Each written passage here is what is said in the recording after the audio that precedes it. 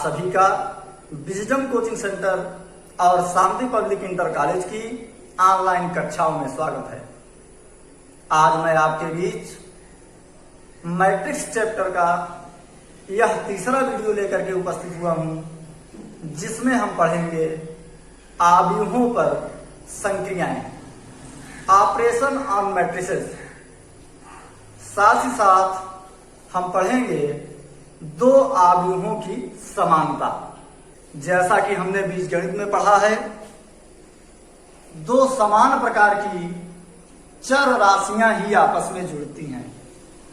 ठीक उसी प्रकार जब दो आव्यूहों के योग की बात आती है तो दो आव्यूहों का योग तभी संभव होगा जब वो समान प्रकार के हों। दो आव्यूह समान प्रकार के कब होंगे? जब उनके क्रम आपस में समान हो। तो पहली बात हमको ये ध्यान में रखना है कि आव्यूहों का योग हो या अंतर, यह तभी संभव होगा जब दो आव्यूह समान प्रकार के होंगे, अर्थात समान क्रम के होंगे। अब हमने मान लिया, माना कोई आव्यूह A is equal to AIJ M cross N है। अब सबसे पहले मैं जानना चाहूंगा कि ये चीज आपको कंफर्म है कि नहीं। आप इसको सारणी के रूप में बदल पा रहे हैं या भूल गए? इसको सारणी के रूप में आप स्वतः अपनी कॉपी में बदलिए। इसके बराबर हो जाएगा A11 A12 A13 dot dot dot A1N। फिर दूसरी पंक्ति में क्या आएगा? A21 A22 A23 dot dot dot A2N। और इसी प्रकार से हम आगे बढ़ेंगे, यमुनी पंक्ति में आ जाएगा AM1 AM2 dot dot dot dot AM। AIJM cross N बराबर यही होता है। इसको हमने पहले पढ़ चुके हैं हम। अब इसके पश्चात अगर हमको आव्यूह A में किसी आव्यूह को जोड़ना है, अर्थात किसी दूसरे आव्यूह B को कंसीडर करना है, तो उसका क्रम भी M क्रॉस N होना चाहिए। तो यहां से हमने एक दूसरा आव्यूह B कंसीडर किया जो है BIJ। अब इसका क्रम क्या होना चाहिए? M cross N। अब यहां से A का भी क्रम M क्रॉस N है और B का भी क्रम M क्रॉस N है। इस प्रकार से हमारे पास दो आव्यूह हैं A और B, जिनके क्रम समान हैं, साथ ही साथ कितना है? M क्रॉस N है। अब इनके योग को हम A प्लस B के द्वारा डिनोट करेंगे। यहां पर B के बराबर भी लिख ले रहे हैं। B बराबर हो जाएगा B11 B12 B13 dot dot dot B1N। फिर B21 B22 dot dot dot dot B2N। और यमुनी पंक्ति में आ जाएंगे तो हमको मिल जाएगा BM1 BM2 dot dot dot dot BN। इस प्रकार से हमको A और B दो आव्यूह M क्रॉस N के प्राप्त हो गए। अब इनके योग को हम A प्लस B के द्वारा डिनोट करते हैं तथा इसके बराबर क्या हो जाएगा? लेफ्ट हैंड साइड को हमने प्लस का चिन्ह लगा के लिख लिया, अर्थात जोड़ लिया, तो राइट हैंड साइड को भी हम जोड़ लेंगे और यहां पर हमको प्राप्त हो जाएगा AIJ M cross N plus BIJ M cross N। अब जब हम दो आव्यूहों A और B को जोड़ते हैं तो इनको जोड़ते समय इनके संगत अवयव आपस में जुड़ जाते हैं। अब प्रश्न यह आता है कि संगत अवयव क्या है? तो जैसा कि यहां पर हमने A को और B दोनों को सारणी के रूप में व्यक्त किया है, तो ये A11 है। A11 से क्या तात्पर्य है? यह पहली पंक्ति और पहले स्तंभ का अवयव। तो इसके संगत जो बी का अवयव होगा वो B11 होगा। क्यों? क्योंकि यह B11 भी पहली पंक्ति और पहले स्तंभ का अवयव है। फिर हम बात करेंगे A12। तो A12 के संगत कौन सा अवयव होगा? B12। क्यों? क्योंकि यह पहली पंक्ति दूसरे स्तंभ का अवयव है और यह भी पहले पंक्ति दूसरे स्तंभ का अवयव है। हम बात करेंगे A22। तो इसके संगत कौन सा अवयव होगा बताइए आप? B22 होगा। कहने का मतलब ए के जिस अवयव की बात कर रहे हैं वह जिस पंक्ति और स्तंभ में उपस्थित है उसी पंक्ति और स्तंभ में उपस्थित अवयव बी का भी होना चाहिए। अब यहां से हमने समझा कि संगत अवयव क्या है। तो यहां पर ए आई जे मतलब आईवी पंक्ति और जे में स्तंभ का अवयव, बी आई जे का मतलब क्या है? आईवी पंक्ति और जे में स्तंभ का अवयव है। अब आई और जे की वैल्यू कुछ भी हो सकती है। ये सारे आई जे की जो वैल्यू है अलग अलग रखते जाएंगे, अलग अलग अवयव मिलते जाएंगे। तो जब संगत अवयवों को यहां पर जोड़ा जाएगा तो हमको मिल जाएगा A I J plus B I J M cross N. अब यहां से यह हमको एक अवयव प्राप्त हो रहा है जिसका क्रम यम क्रॉस यन है। अब यदि इसको हम सारणी के रूप में व्यक्त करें तो सबसे पहले आई और जे की वैल्यू हमको रखनी है। तो अब चूंकि हम पहले पंक्ति और पहले स्तंभ का अवयव लिखने चल रहे हैं तो आई और जे की वैल्यू क्या होगी? 1 होगी। तो यहां से जरा देखिए क्या आएगा? A11 हमने यहां आई जे की वैल्यू रखी, फिर प्लस B11। अब इसके बाद अगली पंक्ति अगले स्तंभ में बढ़ेंगे तो A12 प्लस B12 और आगे बढ़ेंगे तो A13 प्लस B13 और डॉट डॉट डॉट डॉट आगे बढ़ेंगे तो A1n प्लस B1n। इस प्रकार से हमको पहली पंक्ति का योग मिला। अब हमने बताया कि ए और बी के संगत अवयव जुड़ जाते हैं। जरा यहां से देखिए A11 में कौन जुड़ेगा? B11। यहां पर देखिए A11 प्लस B11 मिला। फिर A12 में क्या कौन जुड़ेगा? B12। देखिए A11 में B12 जुड़ा और इसी प्रकार से आगे अवयव हमको मिल गए। फिर दूसरी पंक्ति में आ जाएंगे, यहां पर क्या मिलेगा? A21 plus B21। आगे और बढ़ेंगे A22 प्लस B22 और A23 plus B23 dot dot dot A2n plus B2n। और अगर और नीचे अगर जरूरी पंक्ति में आएंगे तो हमको मिलेगा AM1 plus BM1, AM2 plus BM2, AM3 plus BM3 dot dot dot AMN plus BMN। कहने का तात्पर्य बिल्कुल स्पष्ट है, यहां पर डाटेड है, थोड़ा सा स्पष्ट कम है। यहां से एक बात बिल्कुल स्पष्ट है कि संगत अवयव आपस में जुड़ गए। A11 में B11, A12 में B12, A13 में B13 और ऐसे ही संगत अवयव आपस में जुड़ गए। अब अगर बात यहां से कुछ कम स्पष्ट हो रही है तो हम एक एग्जाम्पल लेकर के समझेंगे। आइए हम समझते हैं एग्जाम्पल के माध्यम से दो आव्यूहों ए और बी का योग।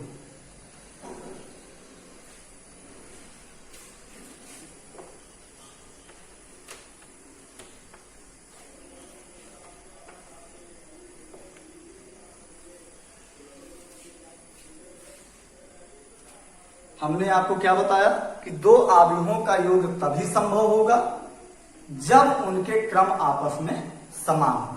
तो पहला हमने आव्यूह ए कंसीडर किया, A is equal to 1 3 5 2 minus 1 7, जिसका क्रम क्या है बताइए? 2 क्रॉस 3। अब अगर दूसरे आव्यूह बी को ए में जोड़ना है तो उसका क्रम भी क्या होना चाहिए? 2 क्रॉस 3 होना चाहिए। तो दूसरा आव्यूह हमने कंसीडर किया B इज इक्वल टू -1 2 -4 -7 3 5। हमने b बराबर कंसीडर कर लिया। अब जब यहां पर a प्लस बी हम ज्ञात करेंगे तो a प्लस बी बराबर हो जाएगा 1 3 5 2 -1 7 प्लस -1 2 -4 -7 3 5। अब यहां से इन आव्यूहों के संगत अवयव अर्थात इस 1 में ये -1, इस 3 में ये 2, इसी प्रकार से ये आपस में जुड़ जाएंगे। तो यहां से क्या मिलेगा 1 प्लस -1, फिर क्या मिलेगा 3 प्लस 2, फिर क्या मिलेगा 5 प्लस -4, फिर क्या मिलेगा 2 प्लस -7, फिर क्या मिलेगा -1 प्लस 3, फिर क्या मिलेगा 7 प्लस 5। और इस प्रकार से दो आव्यूहों का योग हमको प्राप्त होता है। इसको और सरल कर लेंगे तो हमको क्या मिल जाएगा 0 5 1 -5 2 12। इस प्रकार से हमको a प्लस बी अर्थात a और b का योग आव्यूह प्राप्त हुआ, जिसका क्रम भी 2 क्रॉस 3 है, जो दिए गए आव्यूहों के क्रम के समान है। इस प्रकार दो आव्यूहों का योग दिए गए आव्यूहों के योग दोनों के क्रम आपस में समान होते हैं। और दो आव्यूहों का योग ज्ञात करते समय दोनों आव्यूहों के संगत अवयव आपस में जुड़ जाते हैं। अब आप अपने बुक की, टेक्स्ट बुक की जो सवालें होंगी, जो क्वेश्चंस होंगे, उनको आप इसी तरह से सॉल्व करने का प्रयास करिएगा। और जो समस्याएं होंगी उनको कमेंट के माध्यम से हम तक पहुंचाइएगा, जिसका निवारण नेक्स्ट वीडियो में किया जाएगा। अब इसके बाद हम आगे बढ़ते हैं तो संक्रियाओं में अगली संक्रिया जो हमको पढ़नी है वो है दो आव्यूहों का अंतर। माना हमारे पास दो आव्यूह a is equal to aij m cross n तथा b is equal to bij m cross n। यहां पर दोनों आव्यूह a तथा b दोनों के क्रम m क्रॉस n है। अब a और b के अंतर आव्यूह को हम a माइनस b से डिनोट करेंगे। तो यहां से a माइनस b बराबर हमको मिल जाएगा aij m cross n minus bij m cross n। अब जब दो आव्यूहों का हम अंतर ज्ञात करते हैं तो दोनों आव्यूहों के संगत अवयव आपस में घट जाते हैं। अर्थात यहां पर हमको प्राप्त होगा aij माइनस bij और इसका भी क्रम होगा m क्रॉस n। अब अगर इस छोटा सा जो प्रारूप है इसको सारणी के रूप में व्यक्त करना हो तो हम कर सकते हैं। मैं यहां पर आपको बता सकता हूं, किंतु यह आप स्वतः सारणी के रूप में व्यक्त करेंगे। यदि कोई समस्या होती है तो कमेंट बॉक्स में जाकर के कमेंट करिएगा, तो नेक्स्ट वीडियोस में हम इसको सारणी के रूप में व्यक्त कर देंगे। अब इसको समझने के लिए और भी अच्छी तरह से समझने के लिए हम एग्जाम्पल को कंसीडर करते हैं। आइए समझते हैं दो आव्यूहों का अंतर बाय द एग्जाम्पल।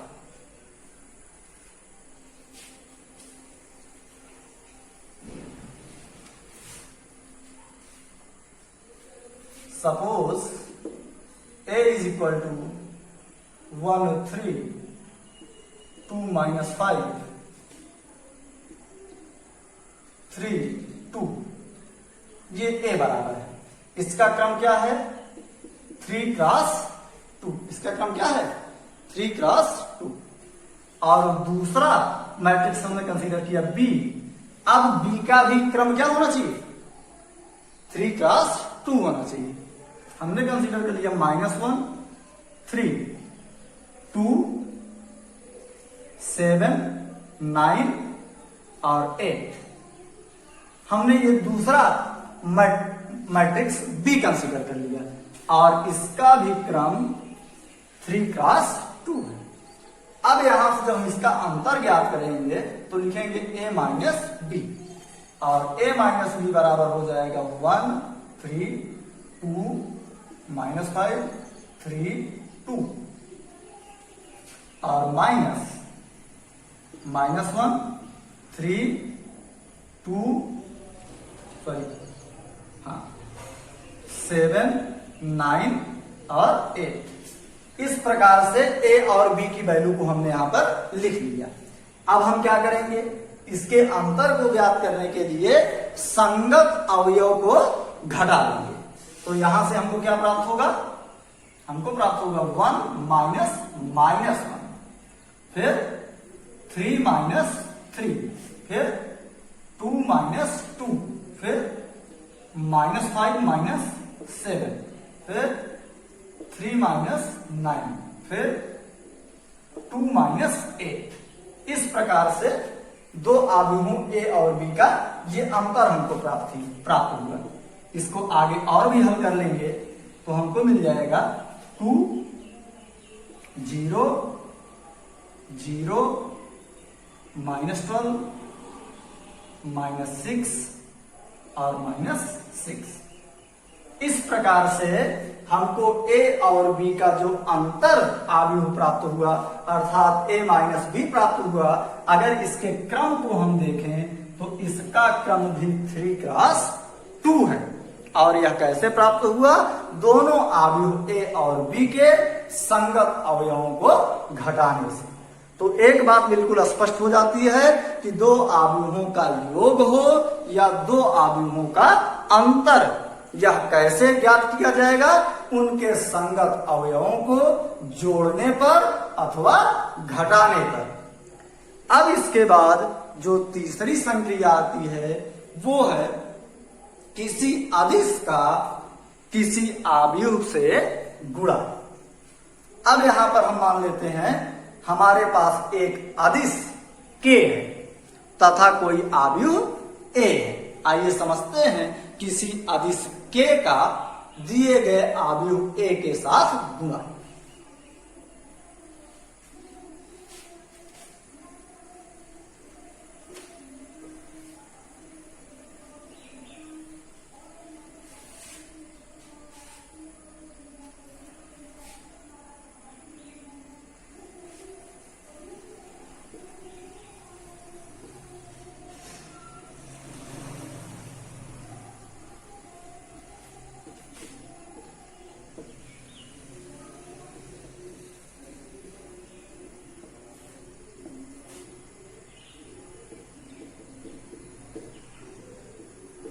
गुणा हमने मान लिया हमारे पास कोई कांस्टेंट k है, अदिश k है तथा दिया गया आव्यूह a equal to aij m cross n।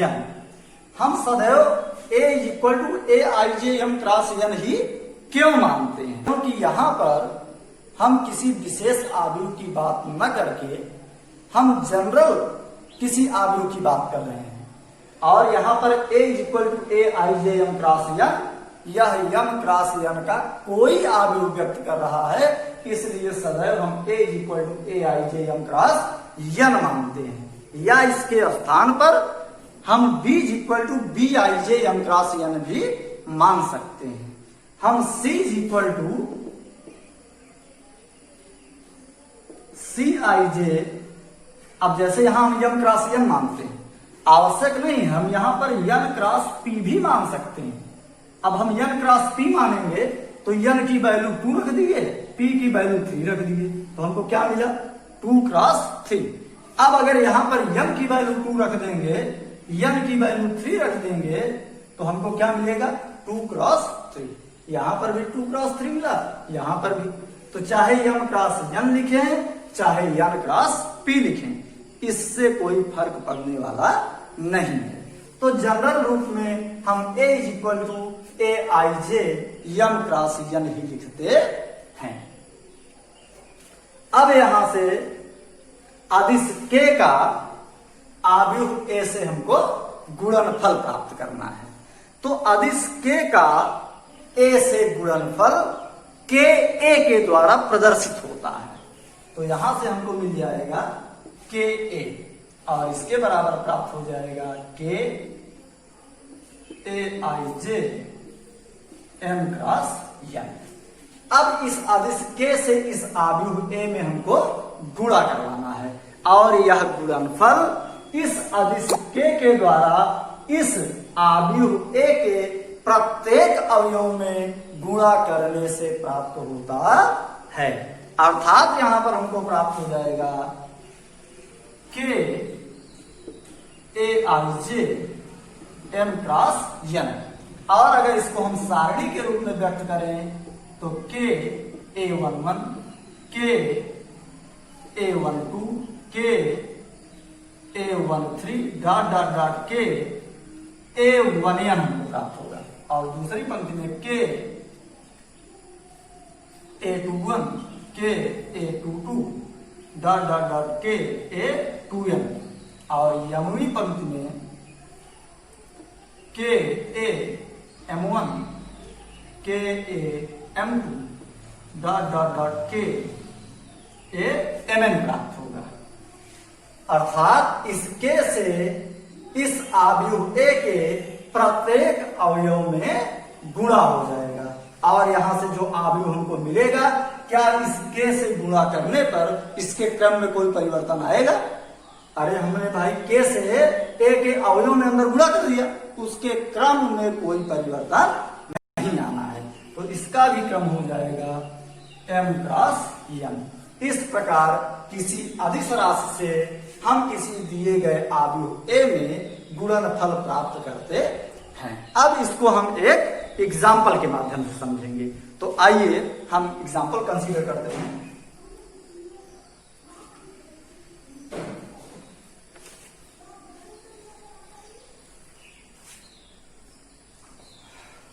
Suppose A is equal to 3 minus 1 2 5। यहां पर हमने एक आव्यूह A 2 क्रॉस 2 क्रम वाला कंसीडर कर लिया।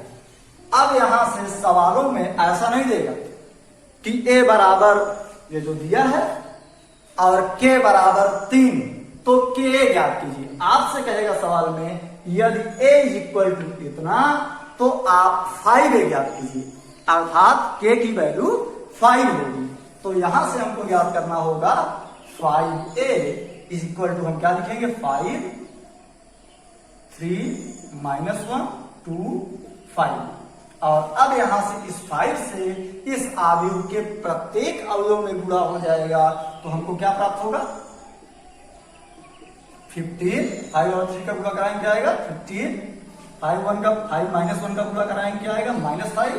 5 और 2 का 10, 5 और 5 का 25। इस प्रकार से हमको 5A इस 5 द्वारा इस आव्यूह के प्रत्येक अवयव 5 3 का गुणा कराए तो 15 मिला। 5 माइनस 1 का गुणा कराए तो -5 मिला। 5 2 का गुणा कराए तो 10 मिला। 5 5 का गुणा कराए तो 25 मिला। और इस प्रकार से हमको 5A प्राप्त हो जाता है, या अभी जो हमने पढ़ा उसके अनुसार KA हमको प्राप्त हो जा रहा है। अब आगे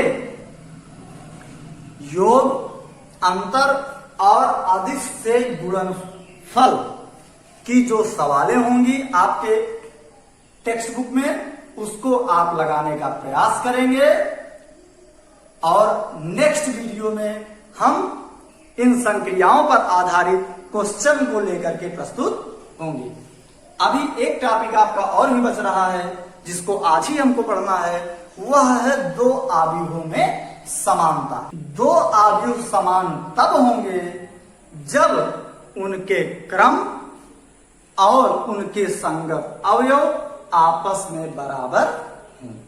आइए हम दो आव्यूह A is equal to A I J M cross N और B is equal to B I J M cross N consider करते हैं। यहां पर ए और बी दोनों के क्रम समान है, क्योंकि मैंने आपको बताया कि दो आव्यूह समान तब होंगे जब उनके क्रम साथ ही साथ उनके संगत अवयव आपस में बराबर हों। तो यहां पर हमने इसलिए दो आव्यूह ए और बी समान क्रम यम क्रॉस यन के कंसीडर किए। अब यदि ए इज इक्वल टू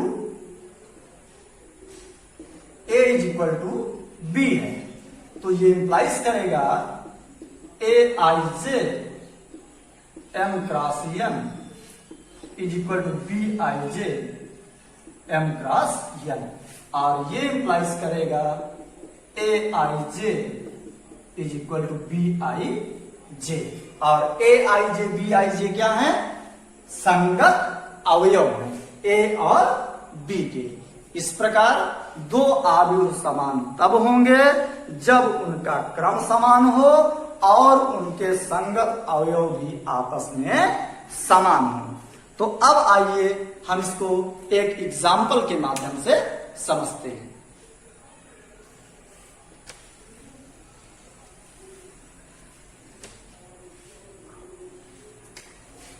यदि a is equal to 2, 3, 4, 5 and b is equal to 2, 3, 4, 5।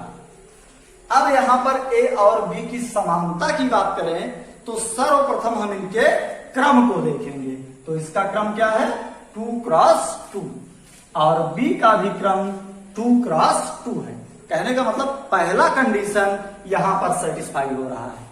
अब इसके बाद उनके संगत अवयव भी आपस में बराबर होने चाहिए, अर्थात ये पहली पंक्ति पहले स्तंभ का अवयव है तो पहली पंक्ति और पहले स्तंभ के अवयव के समान इसको होना चाहिए। तो यहां से हम देखते हैं 2 बराबर 2 इस प्रकार से, और यहां पर 3 is equal to 3, 4 is equal to 4 है और 5 इज इक्वल टू 5 है। कहने का तात्पर्य यहां पर संगत अवयव भी आपस में समान है, अर्थात आव्यूह ए और बी आपस में समान है। इस प्रकार हम कह सकते हैं ए इज इक्वल टू बी।